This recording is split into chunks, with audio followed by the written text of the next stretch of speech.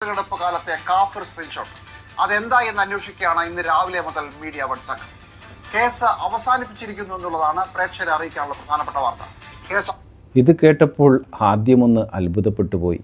പിന്നീടാണ് മനസ്സിലായത് അതിൽ കാര്യമില്ല, ഭരിക്കുന്നത് കമ്മ്യൂണിസ്റ്റുകാരാണെന്ന്.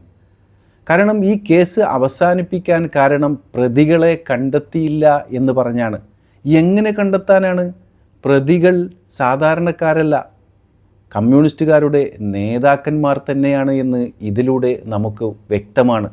ഏതായാലും ഇത്തരം മാർഗങ്ങൾ ഉപയോഗിച്ച് വോട്ട് തട്ടാനുള്ള ശ്രമം 2 ദിവസം മുമ്പ് പേരാമ്പ്രയിലും സംഭവിച്ചിട്ടുണ്ട്.